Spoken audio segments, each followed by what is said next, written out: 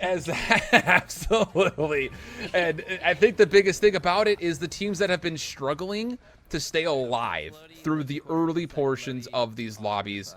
I think that's the teams that really need to try to reevaluate what are we doing, where are things going wrong, because not just that we've seen the same teams dropping and dying almost instantly, but we have seen kind of a consistent amount of teams not make it to those final circles. And if you're not able to get to the top 3, you really don't have a chance at winning these lobbies. So we'll see how it all unfolds. Pistol fights going on outside control, and that's actually going to be Flanked and Cove that are able to kind of reap the reward of a couple of early kills. And you're certainly going to be happy about that. Selly is down, but the pickup here, unfortunately, not able to get the self-revive off. So now 2 out of the 4 will be waiting on the redeploy. We swing back to Swish's team. They looked like they had an opening good start to map 2, but unfortunately were eliminated before placement could really play a role. And I love that you mentioned that, right? Because most of the time, you can bet on the team that actually wins the map being the one that wins the $5,000 because of that ×2 multiplier. It is not always the case that that is true, but so far holding to be correct here. And now, much like we saw with Breadman, Unrational on the top of the sniper tower. It usually seems that Unrational prefers the sniper tower, whereas Breadman prefers the water tower on the other side of the map. I would love at some point to see a showdown between them. That'd be a lot of fun. That's actually so true. Yeah, I would love to see just a sniper battle across the map between the 2 of them. Maybe we could try to get in their DMs and like see if they'll gentleman handshake it. Just off the rip, you drop water, I'll drop sniper. Let's just see it. Who's the better sniper off the get-go? I would actually pay money to watch that gunfight happen. Not a lot, but I would pay a little bit of money to watch that gunfight happen. So.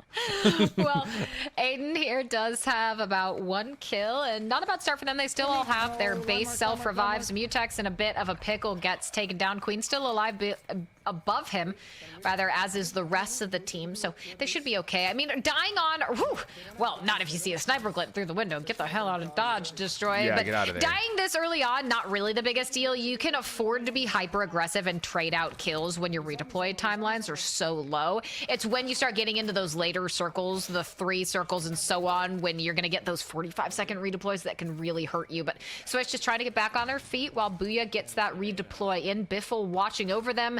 And again, you see it time and time again. Certain teams will always go to the same place, and much like that holds true for Swagg's team. You will again find them at prison. And this is interesting here because you've lost 2 members, 15 seconds on the redeploy, and there are still contestants nearby, both Scummin and Huskerrs. So you have to kind of hold off just a touch, wait for these redeploys, and then even beyond that, do you want to just wait for your teammates to drop and actually get to fighting form, or do you feel like you have an opportunity to run forward into these buildings and find kills? That'll be, I think, the curious point as they start to kind of decipher what they want to do. Over towards Aydan's perspective, not a great moment, and this is actually maybe the trail end of this kind of fight that we're seeing from their perspective here. You got all 4 players now back down to the ground, weapons have been collected, and the fight has ensued. And that's actually some revenge there for Scummin. Aydan gunned him down earlier on today, and well, he just returned the favor and gets himself 3 kills. You got to be super happy about that. Now you see Knight on Team Aydan just playing here. A little bit careful, nose again, looking at the buildings Scummin's team is in, seeing if he can maybe get a peek or at least not get shot in the back as he tries to rotate away. And he will now move toward that prison block. Might be at risk of running into Swagg's team, but well, if you're Scummin, happy to get onto a roof, get the down and the elimination, which already puts him at 5 kills. Yeah, that's a great opening start here, and maybe there is something to be said about the decisions that were made to wait for your teammates to come into play before we take this next secondary fight. Loadout drop on the way in as well, and oh boy, there are still players that are down here.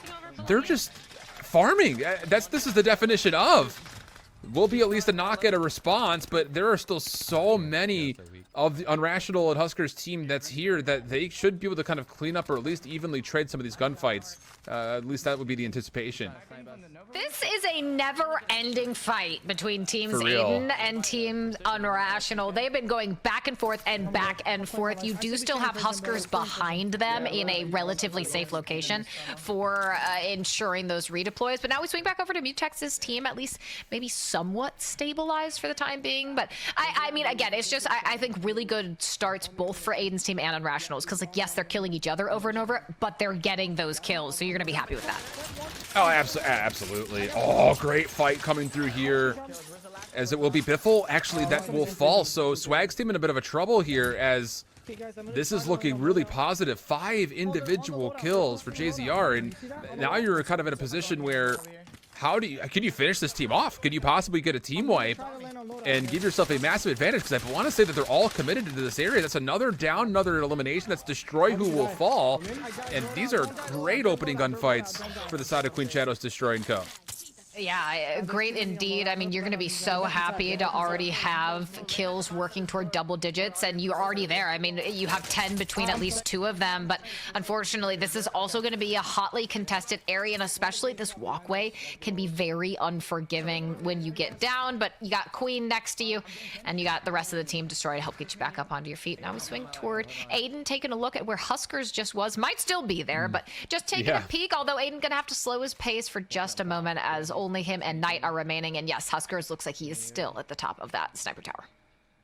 Oh, look at this little replay action for Knight. On to Scummin. Out of midair. Yeah. And then more. Okay, he's got more in the bag for us. One shot. One shot available. That was the last bullet needed to hit the head and provided impressive moment for Knight, as it looks like Team Aydan's squad is very comfortably finding the kills they need at this stage in the lobby.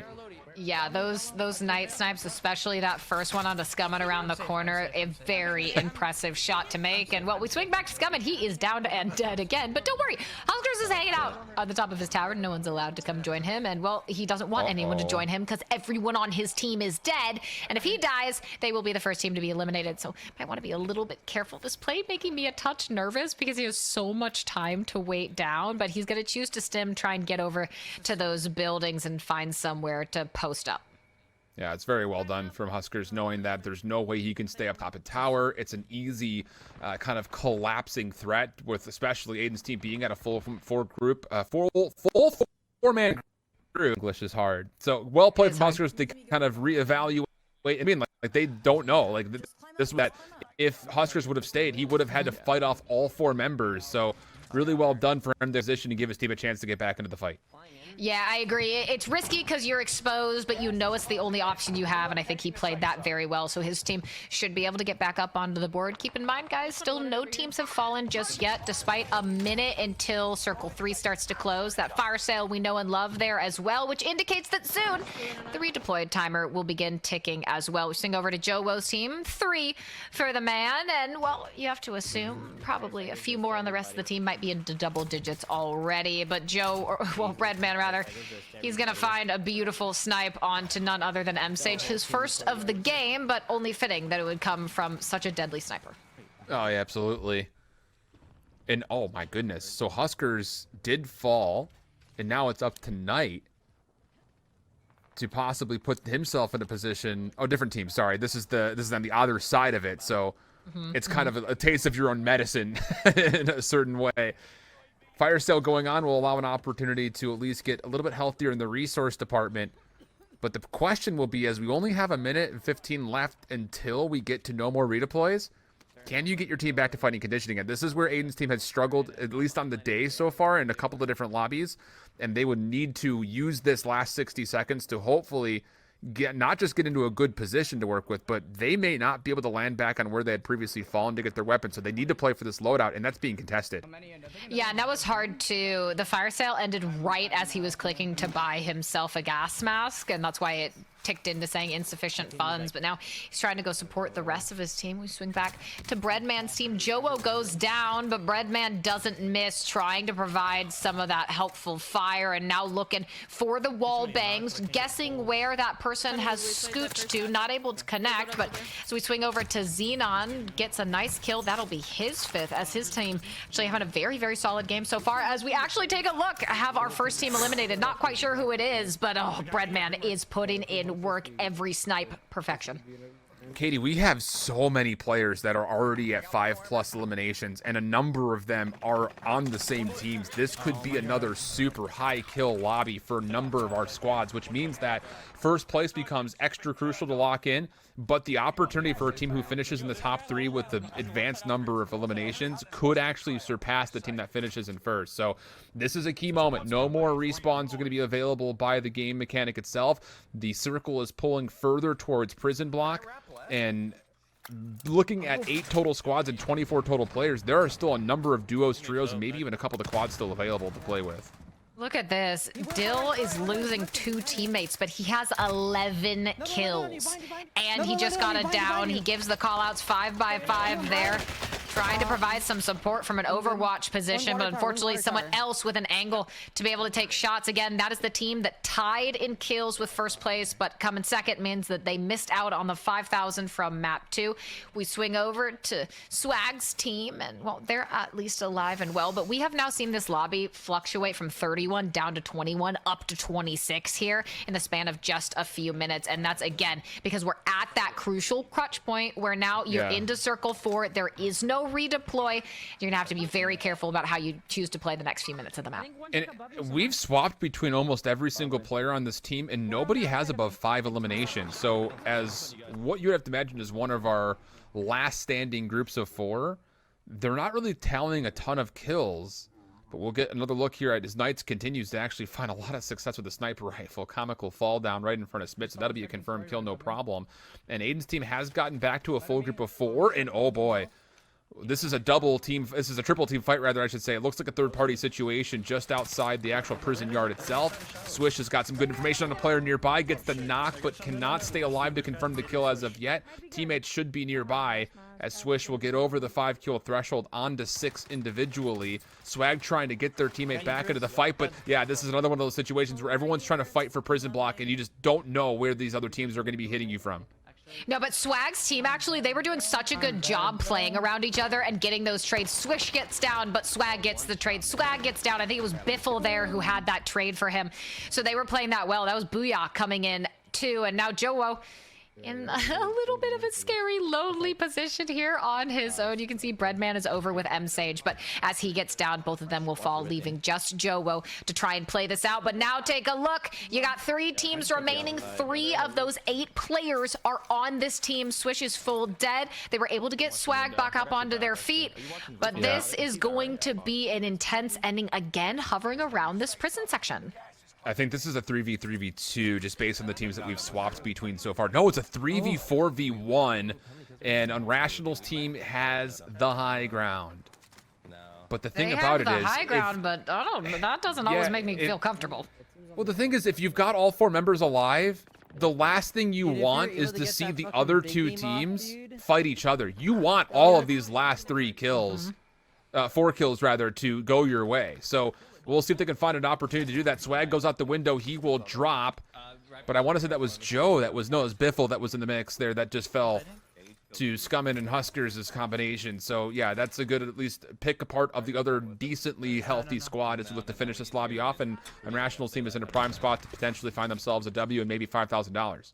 I mean, there's no excuse for them not to win this. It's a 4v1v1 at this point, and well, now it's just a 4v1. As you see Booyah fall to take 3rd place, that means the final contestant, I believe, should be Joewo. All on his lonesome, and well, with Scummin looking for double digits, it's looking like we might see back-to-back map wins, which would potentially put $10,000 into the pocket of the team in front of you. Let's pull up that leaderboard so you guys can see it, so you don't just have to hear it from us. There we go. Unrational's team, we said, is someone going to get back-to-back wins in this finals format? And the answer is a resounding yes. Team Unrational with 21 kills and 42 points means that in the last 2 maps, they have made themselves as a team $10,000. Not to mention the earnings that they had in day 1. So really, the overall winners right now seem to be Teams Unrational and Team Aydan. They are doing a very, very good job. Who knows? There's a chance for them to get 3 wins at this point with the way they're playing. It seems like, especially for Team Unrational, they found a play style and a kind of beginning, middle, and end for these Rebirth maps that is consistently working out for them. 5 maps for themselves, so we'll see. Who knows? Maybe another team is going to deny them that 3-peat. Some would say greedy, others would say fiscally responsibly taking 2 of the first 3. So we'll see how things unfold for this lobby. with what looks to be actually, look at the circle just really quickly. A lot of this western part of the island is going to be out of play. So once again, Stronghold not going to be in the equation. The living quarters largely will not be a part of the equation. And I'll be curious to see if that's going to mean that for Irrational and Co, that they're maybe going to try to move a little bit faster in towards a contest towards prison, which is where Aydan's team has largely been dropping every single time. Yeah, we're going to have to wait and see. Unfortunately, Unrational getting beaten down by someone, but the Respawn, he should be back in action sooner rather than later. Booyah, a nice opening kill there onto Dill. And again, you see these players tried and true committing to those consistent drop points. Swagg's team is always at prison initially, and not at the top of prison, in those lower levels, just sweeping their way through and collecting the kills. Now, when you swing over to Aydan's team, the team that won map number 1, well, they're in a little bit of a pickle. Miss Sweets does have a triple threat bounty on her head, but they do, much like we see Swagg's team at prison, love, specifically Aydan's team, the houses generally here around the boats and the dock area. So we'll see if they can get that loadout. That's what they'll be grabbing right now and prepare to fend off that eventual approach, which very well might be and is from Scumman's team. Yeah, and I love this. You just got, you're able to capitalize on this bounty so darn quickly because of your ability to stay on the high ground. Just on top of the roof, making you essentially feel trapped inside of that small house. And now the follow-up, yeah, really good stuff coming through. Danny is still under threat, at least for them, but they've cleaned up their own bounty. So good kills collected early on. On the opposite side of the map, you've got Swagg, Swish, Diazbiffle, who were really competitive in that last lobby, looking to work in towards prison early. I like this idea. Get in tied, see if maybe you have an opportunity to work for the top of the prison overall, and maybe that will allow you a chance to collect some early kills, as we actually have already lost one of our early squads here, Katie. Oh, wow. I mean, a wipe that early on, that's got to be such a worst-case scenario for a team. You're forced to sit for so long watching everyone else play out the map. But Aydan's team still doing well. Miss Sweets only has about 10 seconds of that bounty left, so it looks like for the time being, they've been able to survive that onslaught from Team Unrational, which is certainly good news for them. Now, over to Destroy's POV on Team Mutex, just patiently waiting, knows that there has to be someone over by these containers, but no kills to show for it either, which is always something you want to keep in mind, having that good balance of early game aggression when you can be a little bit more careless in what you do. You don't want to be too cautious early on, put yourself in a kill deficit when those multipliers come to play, and then have to make the hyper risky plays when you don't have the redeploys. Yeah. We'll see how this transition will unfold here in the next 60 seconds or so, because you have to feel like this circle is going to continue to pull further east. Just generally off of the opening. I would be surprised if it stays in the western bounds of this circle. And how about this? Okay, so this is one of the teams that does have to start rotating in, and they're on the low ground. So you're going to be essentially choosing to stay away from prison for the large majority of this next rotation here in the next 45 to a minute and a half. But what is around them? That's the real question. As you make your way through Control Center and even further and further towards the eastern side of the north part of Prison Block, do you have the ability to fight back against anyone who may be up top in the Sniper Tower or Water Tower, and of course, most importantly, on top of Prison Block itself?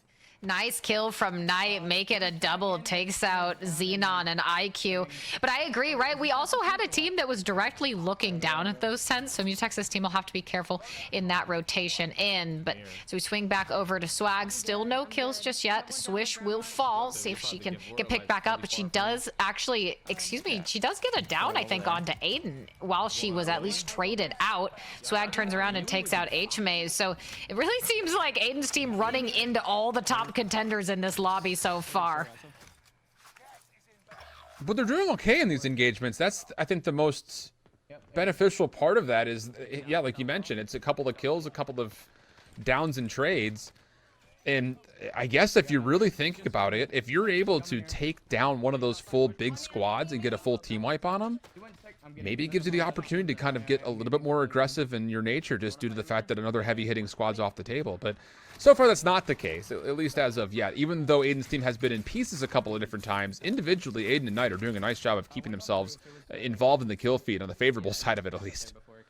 Yeah, they've been doing a fantastic job, and I'm not sure that might have said Scumman's username there. I think I'm not positive, but as we swing back over, yeah, that was actually Scumman who did get downed. But I think, guys, we talk about how this team has gone back to back, and they've gone back to back for a reason, and the comms certainly play a large part in that. So we're gonna crank up those headphones, go to an Astro listen in with Team Unrational, the only team so far in the finals of day 2 to get 2 map wins.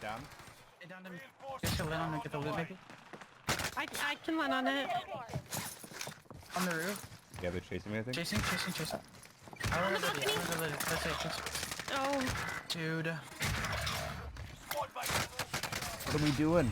What the fuck? I mean, I was just gonna land Lodi and fucking help because no one else was. You guys don't want to hold this setup? Actually, yeah, he's right. Okay, well, that is now the second time we've gone into an Astro listen in and the team has wiped. And well, that means that Team Unrational will not get the 3-peat as they were the second team to be eliminated. That was a tough situation to be in. Yeah, that's kind of, you think, you know, you didn't really have a choice. Look where the circle continues to pull, Katie. I mean, we're at the very extending portion of the bio area, and you just don't want to be stuck trying to rotate from tents or back towards living quarters or even just be stuck inside of the prison block. So you had to make the early rotation. They get caught trying to make that play. And I don't know, maybe there's something to be said about when the circle already starts that far east. You don't want to just even land on the west side of the map because it's going to put you in a tough spot. And even for looking over towards Swagg and Biffle, who are still left remaining, like, they're having a tough time getting across the prison yard as well. So I don't know, it looks like Breadman's team's in the best position possible when it comes to final circle ability, but the real thing about it is, can you actually still find kills while holding on to the favored portion of where the circle will likely end up? Nice kill from Biffle on that player coming down the staircase, and he's going to need that, shaving off some time as Swagg and Booyah are waiting to respawn the picture-in-picture. You can see Aydan there, his team working around this top prison location, but everyone has to be mindful consistently in all of these maps as Biffle is taken down, is that you always will run into Breadman at this side with a sniper. Yeah, now, Blast is on exactly. the other side of this portion of the map with a sniper of his own and that Owen, but really, it's got to be concerning to you when you know that Breadman is consistently going to be in that general area. If you rotate too late, if you rotate out in the open at high risk, and, well, I feel like that probably should have been a down, but only gets the broken armor, unfortunately, for Blast. But we swing back to Mutex, does have 6 kills, and the redeploy for Destroy comes in, so certainly not a bad position to be in. But again, yes, top prison is excellent, but also you will be exposed to the Breadman snipes, which is something to consistently be concerned about. Yeah, but I do like how they're playing this side of the prison block, where they're making sure they get every single kill around the gas as it starts to push further and further towards the east. And it's not even the fact that they're doing it from the high ground. You've also got players that are kind of circling below. So I think this idea is good. Get complete isolation, be the furthest team or the last team left as you use that circle at your back to make sure that you're just constantly clearing what's in front of you. It gives you kind of a pros and cons situation. The pro being, you know that you're safe from anyone in the gas itself. The con being, as you mentioned, you have to still run through so many teams. But pending you can do this quickly and efficiently, I think this is the most rewarding play possible when it comes to collecting the most amount of kills.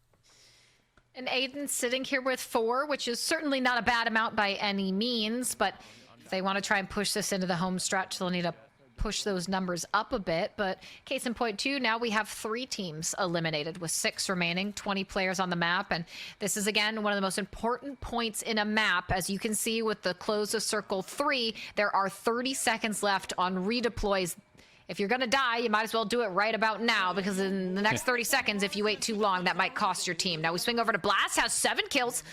Very good looks for his team for the time being. And who knows, this I feel like, based on beautiful shots like that as well, this is a map that Blast team needs to capitalize on. They have had an excellent game so far. Yeah, the nice thing about this is kind of the same situation we were talking about with Aydan's team. They can keep the zone at their back and know that there's nobody behind them. So it's all about focusing forward with a little bit of high ground to work with. But this decom building is very large, so it's not necessarily a guarantee that you're going to own it to yourself, but it does give you a really good look at where this final circle is as we do get into our top 5, 16 total players remaining. And as the respawns have been disabled, you're looking at Blast team that is probably one of the only remaining full groups of 4 that are left.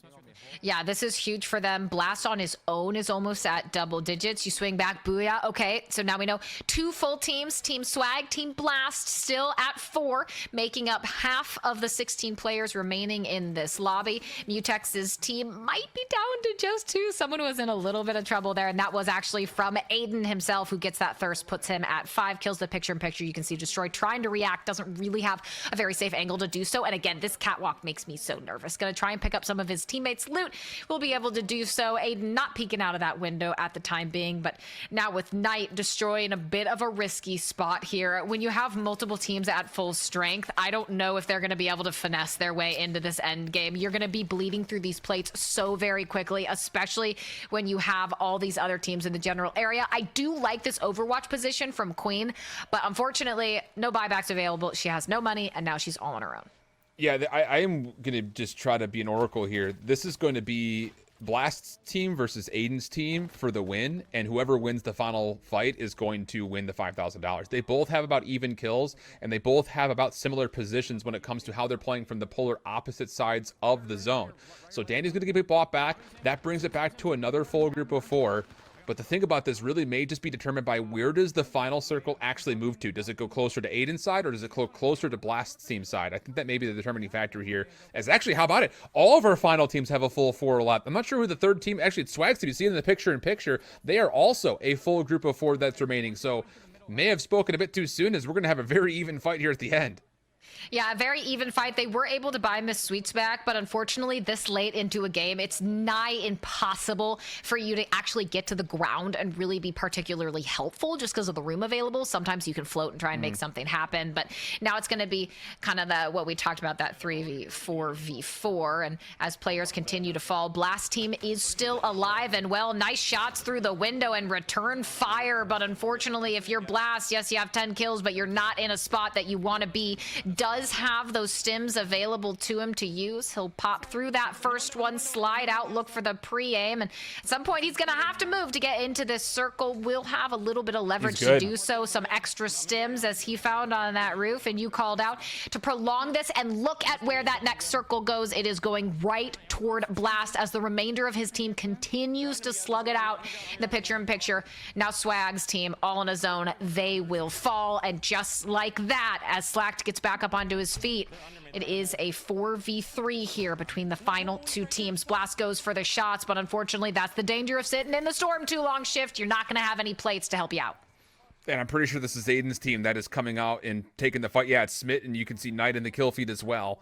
It's a 2v1 though. Intex and Lovely, the last 2 that are remaining, and they're going to find Aydan and get the win. So did I call it correctly? It's a Warzone victory with a ton of kills. Aydan's team was right there with them, but the 2 times multiplier once again may be the difference maker in earning that $5,000 bounty for having the total overall points in these final lobbies. Team and Blast team did fight it out at the end, and maybe the final kills could have played a difference maker, but Team Blast getting the Warzone victory with 24 kills will of course surpass that of Aydan's squad and get themselves a share of that bounty prize pool for the top total points in the lobby. So 48 total points will earn them 5K. And I think just generally, just to give a quick recap, the way they took that fight was really, really well done. Slacked was kind of playing at a different angle up close in the final circle, while another player was kind of backing up playing for new, and it worked out really, really nicely for him when it came down to being able to get kills and being able to secure a position to where you can work out the opportunity to clutch up from the safe ground. So good work there overall. Maybe a little bit of help from the circle largely, but still the way that they were able to keep themselves as a full group of 4 at the end, that was really nicely done, because Aydan's team was also at full force, but the inability for them to work with the circle really was, I think, the biggest headache when it came to trying to win that game if you're Team Aydan. Now let's jump into it. Map 5, the final map of finals of day 2 of the NYSL Warzonemania 3. It's been an incredible 2 days with you, Shift, and some of the best gameplay around is what we get treated to. And well, we're starting with Slacked for good reason, because this is the team that came out on top in map 4, and they're looking to do exactly what Irrational's team did, and hey, close this out with a nice little back-to-back. Yeah, they're going to get challenged here. So there's an opportunity to, if you can get good weapons, to get early elimination. So you have to love that. And now you're in a position where maybe you can not just collect kills, but if you can successfully win those gunfights, it can turn into a free drop as well for you to get your loadout in play. Back over to Aydan's perspective, they love to keep trying to contest this at prison block, and this time they actually find themselves in contest with Booyah's squad. So difficult opening gunfights for them to have to kind of work through. Yeah, that's certainly not a squad that you want to run into, not only early, but realistically ever. But we'll see what they can get done. Again, these are all championship caliber teams. These are teams who are incredibly good at what they do. And interestingly enough, though, with Swagg's team, I am surprised we haven't really seen them in the end game as much as we're used to. I feel like they're having a strong opening start to these maps, but then whether it's the rotation or the placement or the gunfights they take, it seems to always start to fall apart for them right around when the redeploy closes. Well, think about some of those situations, the teams that they're fighting up against. It was like a routine drop fight with like Aydan's team and Swagg's team. Like everyone was just kind of fighting each other for what felt like the entirety of the last lobby in that kind of living quarters area. So maybe a bit of stubbornness is maybe part of the cause of like, oh, we're just going to keep dropping in and trying to find wins against this same squad, and maybe eventually we'll wipe them, or maybe eventually they'll give up. But I think there is just a little bit of stubbornness kind of put in when you get into an elongated set of fights with the same team over and over and over and over and over again, that it just never gets you to a spot to where you can fight for that final circle. As we saw for a moment there, it looked like Smixy was going to have to kind of pull a Huskerrs, get out of dodge, and try to keep their life while the other three players were waiting for redeploy. I am offended that you would ever say that Call of Duty players are stubborn. Nah, shame on me. I know. Very calm-headed, rational at all times. IQ, some beautiful shots there onto that little heady and able to get himself the kill in the process. Now we swing over to Breadman and Joewo, who took down Booyah. That'll be his first snipe of the day, certainly not his last. Spots him, and once again, in these same locations, he's always here, and he's trying to look over his team, but unfortunately, this is also one of the tough points when you have a sniper, is that you cannot be in the thick of it while your team is fighting. But a beautiful snap onto a down, and we'll see if he can convert that, but unfortunately for you, well, now you gotta back off a little bit, because all your teammates are dead. Yeah, yeah, you hit the nail on the head when it comes to not being able to be a part of your team when you're choosing to use a sniper rifle. But I will say, as far as like a differentiating portion of like where you're positioned, that spot on the rooftop, he had like 2 angles and maybe even 2 pixels to shoot through to help his team. So the ability to quote unquote overlook his team was pretty much minimized by his positioning on the rooftop instead of being on the water tower. So yeah, difficult. Trying to work through it. A lot of teams are on this eastern side of the prison block, by the way, by the look of it, because you've got Booyah in a position, but all of the red dots on the backside, you know that Blast team is over here in this location in some regard. So there are some heavy hitters that are kind of going to be contesting one another as they look to kind of get through decom and over towards Bio. And once again, guys, this is the 5th and final map of the Day 2 finals. If you hit exclamation point now in the Subliners chat, you can see the winners of the prior 4 maps. We're waiting to see right now. Who knows? Maybe we're watching the winners right in this moment. Nice shots. The melee gets the 3rd kill, but most likely about to get traded out, and that's exactly the case. Now we swing over to Aydan's team. Knight does have that triple threat bounty, but they are alive and well, although definitely been in the mix, as none of them have that self-revive to deal with. Knight able to get a down, converts it into a kill, but this team, they have done such a good job, as Aydan is traded out, in playing around one another. But really, it's IQ's team that flies through, maybe catches them a bit unprepared, and gets a nice series of kills. Oh, it was definitely unprepared. It was well guns and green ground loot versus the full-fledged loadout of IQ's squad. So it's good awareness to come back in and really force the gunfight, as we see Breadman collecting a couple of snipes while his team was actually looking to get back into fighting form as well. So good stuff from Breadman to collect a couple of kills while his teammates are still kind of loading out their kits as best as they possibly can.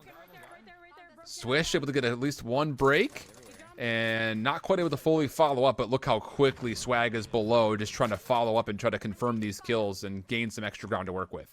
And this is what I love. I love watching the communication while you see their arrows moving in the mini-map of, as you said there, right? Swish getting the call-outs, giving the broken armor, and that other player able to then swoop in and clean up the kill where she's not able to because she's in that kind of power overwatch position.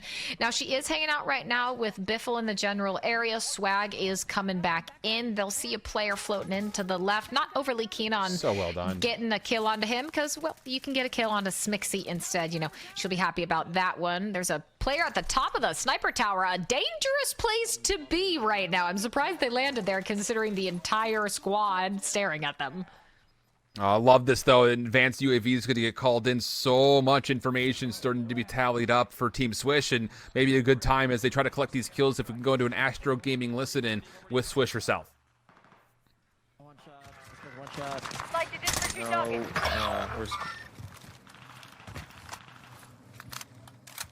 Nice, good plays, good trades, baby. Good job, guys. Squad member. Keep control of this.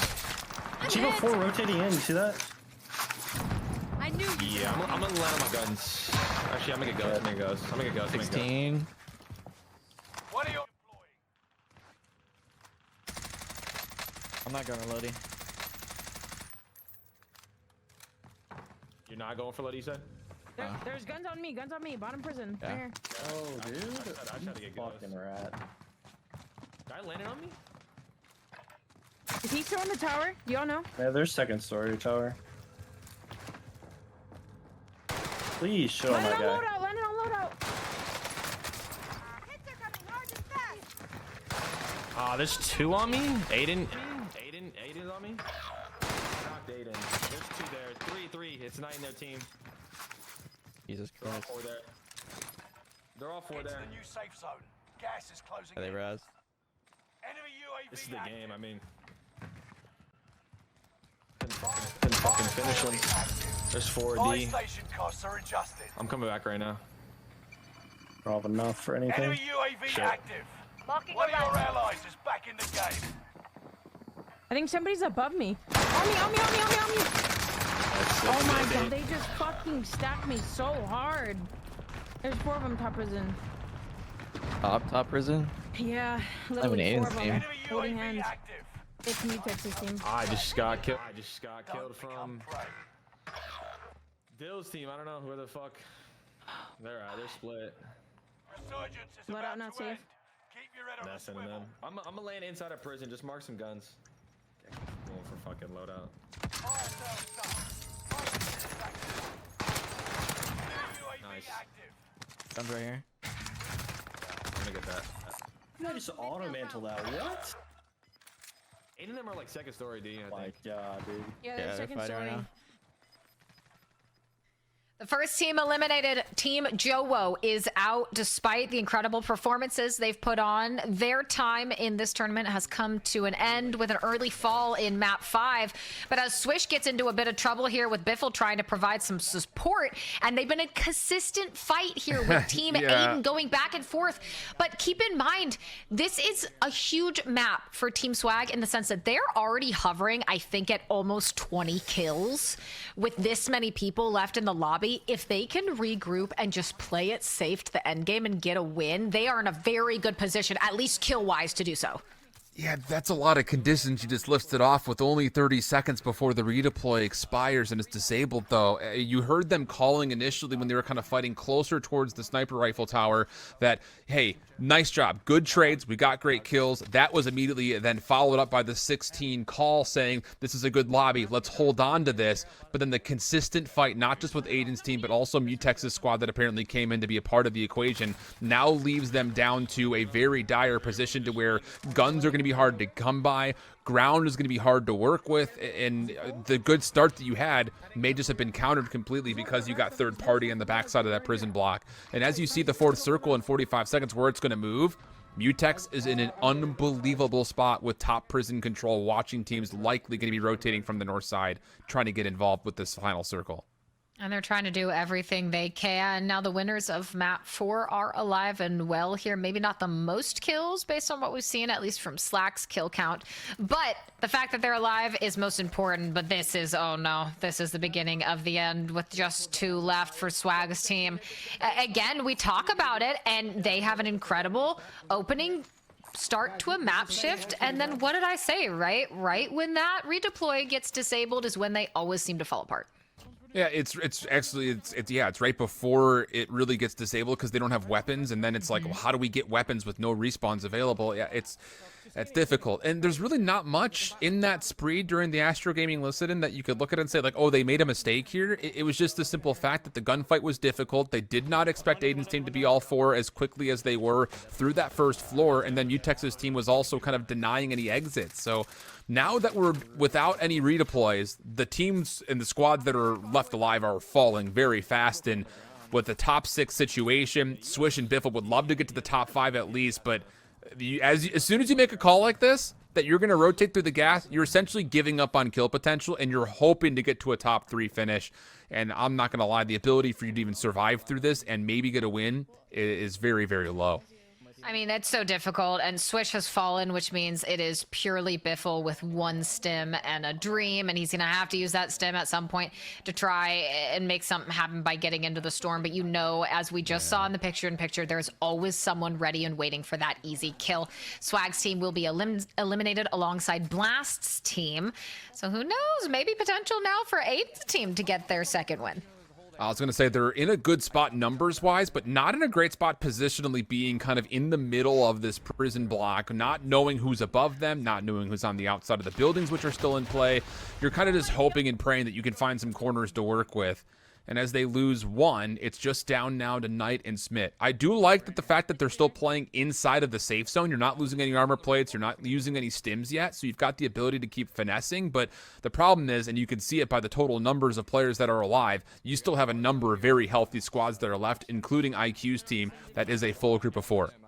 And this is a moment for them because not only that, but Blast and Unrational's teams have been eliminated. So that means if Aydan's team falls, we are guaranteed a new winner in this final map. And the team in front of you, IQ's team, they look poised to do it. IQ on his own has 6. I feel like every time we have gone to his point of view through both of these days, he's had very good kills. Coupling them with placement, maybe not the easiest, but the fact that they've been able to consistently do that, and oh, that is so unlucky. And just like that, they all fall. The streak hits him near the window, and suddenly his team in shambles, and Aydan's team not much better off as Knight is all on his lonesome, trying to see if he can make a play into this storm. And well, he runs right into someone, and who does he run into? None other than Team Flanked alongside Lennon with 11 kills. And well, if you're Knight, there's not much you can do about that, but an incredible performance from Flank's team to be able to close out map 5. Including, as we take a look at the leaderboard, our champion in our 5th lobby, a Warzone victory, and also with that 25 kills. IQ's team was really close at 27 from closing the gap, with the 2x multiplier just too strong in the finals today, Katie. And it was strong every single map, and that's going to be, guys, a Map 1, Team Aydan win. Maps 2 and 3 going to Team Unrational. Map 4 to Team Blast, and Map 5 to Team Flanked. So huge congratulations to all our winners. Everyone that I just said, each map worth $5,000. So, you know, Team Aydan overall from both days walking away with $12,000. I can't quite remember, I think, what Unrational's team got on day 1, but $10,000 minimum here in day 2. And of course, Blast and Flank's team, who were 2 of the new teams who didn't make it into finals last time around, doing so today and getting into the money. You know, they gotta be feeling good about that.